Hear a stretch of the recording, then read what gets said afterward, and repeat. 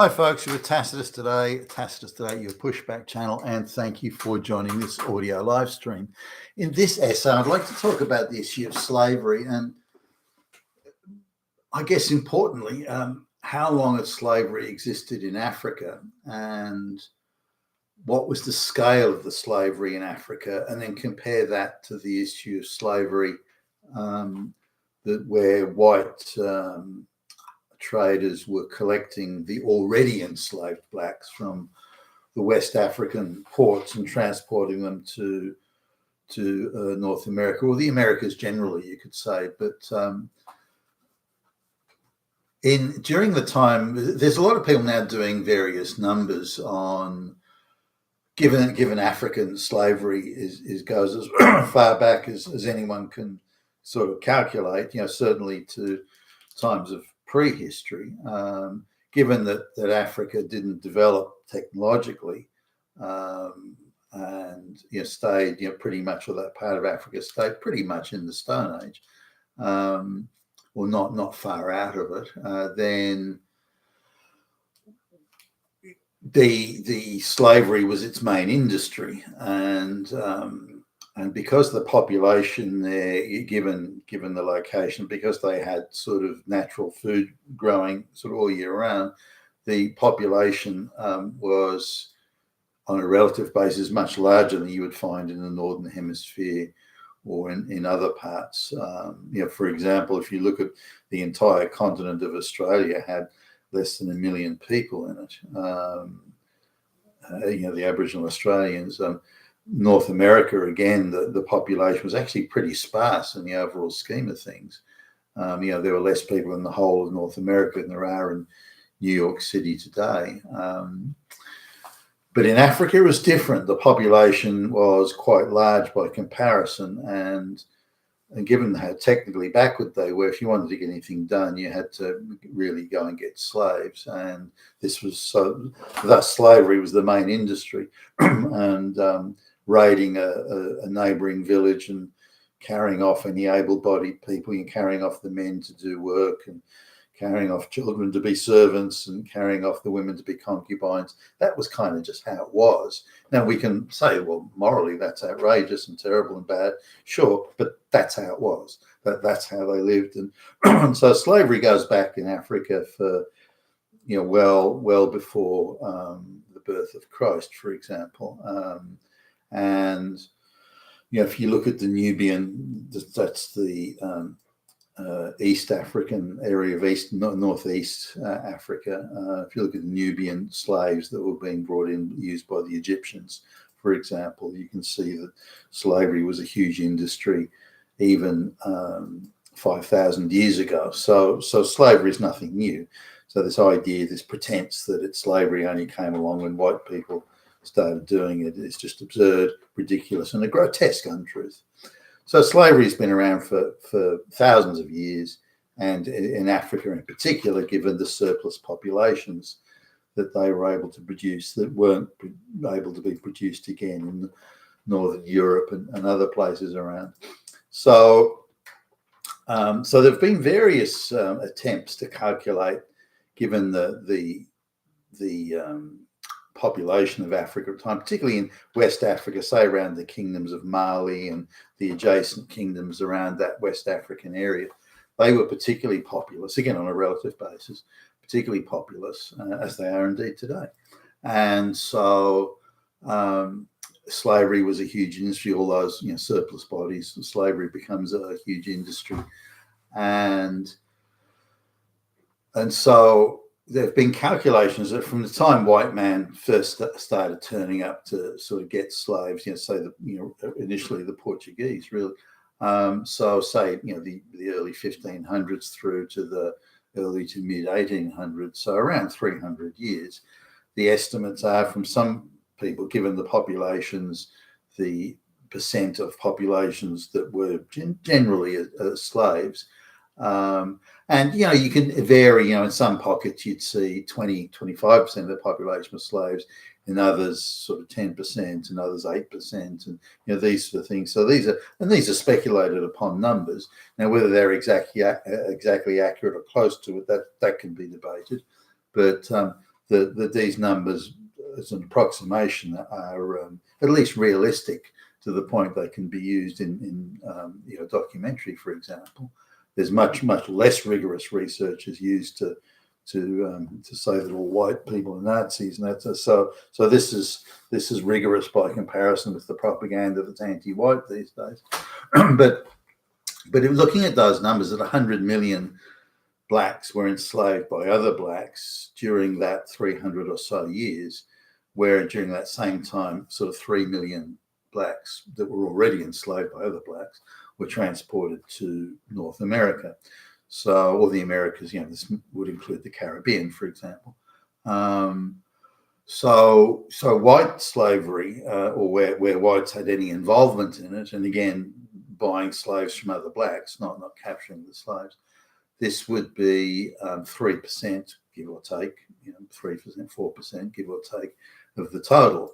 So why are the blacks not being hauled over the coals, with documentary after documentary? Why is it that only white people are being held up as the exemplars of wickedness and evil and fascism and Hitler and swastika? Why is it only white people that get that treatment? Why do the blacks not get that treatment, given that they were far worse? Now, if you look at the top sort of slavery sort of outfits of history, then you see blacks at the very top, black king, like the Marleys of that time, blacks at the very top. Now, it depends on how you define the definition of slavery. It gets to be a little bit fluid. For example, there were many freed slaves in North America, even before the Civil War, particularly in the North. What today would be New York, Massachusetts, and so on. Freed black slaves, so blacks could acquire their freedom. But the view that's in calculating a lot of figures, the view that they take is that once a slave, always a slave, freedom was impossible. And of course, this is not true in North America, but it was the case in other areas. The Arabs didn't believe in freeing slaves and also believed in castrating them so they couldn't procreate. And whereas in North America and the Caribbean, there was very much an emphasis on encouraging procreation because slaves were expensive to buy.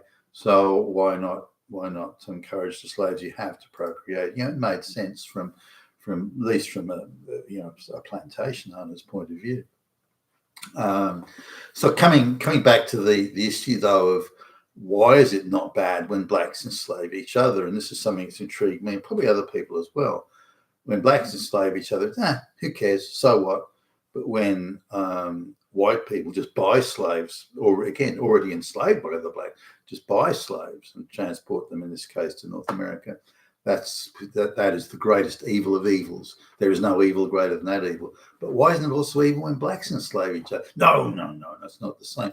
So we notice the Marxist sort of take here that the capitalist sort of thing comes in. Well, the black slaves in America, the white, like the plantation owners and the farmers, profited from the blacks, and that then is the pièce de résistance of the ultimate evil of evils.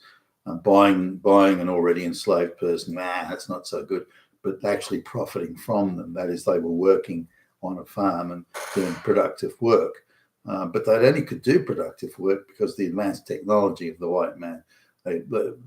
Other slaves, black slaves in Africa, their work may have been unproductive or minimally productive, or irrelevant even to the local economic circumstances in a Stone Age society. So it's viewed as not as evil because the enslavers of the other blacks didn't actually achieve any productive outcome from enslaving them. So that's not so bad. So we see the mix of capitalism coming in and Marxism, the exploitation and this sort of thing. So that needs also to be considered in the overall architecture as we go through this. But we see the same thing today, this strange bigotry of low expectations. For example, in most weekends in Chicago, as a case in point, the South Side, most weekends in Chicago, 20 or 30, 40, 50 blacks can shoot each other. Maybe 15 or 20 of them die by gunshots and so on. That barely rates a mention. It just barely gets a headline. Even in the local media, it barely gets a headline, let alone the national media. So, I mean, that to me is a big headline. 20 people got murdered, and 30 people got injured by gunfire in just a weekend. That's news, isn't it? Isn't that people getting murdered? Whoever it is, be they black or anyone else, isn't a murder? But it's not treated as so. It's irrelevant when blacks murder each other and do so with malice and hatred in their hearts and this sort of thing. Or excuse me, it could be drug dealers, turf battles, that type of thing. Nonetheless, people are being murdered. But it's not treated as such. It's almost just a shrug of the shoulders. It's irrelevant. As when blacks enslave each other, who cares? Blacks killing each other in Chicago, who cares? But when a white guy kills a black guy, whoa. International, screaming international, hysteria across the media. Why that double standard? And we see the same thing with slavery. In the overall scheme of things, white people not only came late to the game of slavery, but also were very small bit players in the slavery game. If Africans are enslaving 100 million of their fellow blacks, and that doesn't even get a mention, but the white people buy the slaves from the African goons that enslaved their other Africans, but that's now the hysteria of the day. Slavery, the most evil thing of slavery, to Hitler. And the people fall over themselves to the horrific slavery. Well, hold on, stop. Stop making a big fanfare of this. Slavery's been around forever. Blacks were doing it on a grand industrial scale, as were others. The Mongols, and the list could go on. The East African black kingdoms, the same. The Arabs, the same. Why just fixate on the whites? And I think we really need to investigate that. And there need to be documentaries widely distributed, dispersed, that say, listen, while the white people bought 3 million slaves, the blacks enslaved 100 million of their fellow blacks. Let's have those sort of documentaries doing the rounds and doing the high schools and doing the universities, because it needs to be done. You've been with Tacitus today, your Pushback channel, and thank you for listening.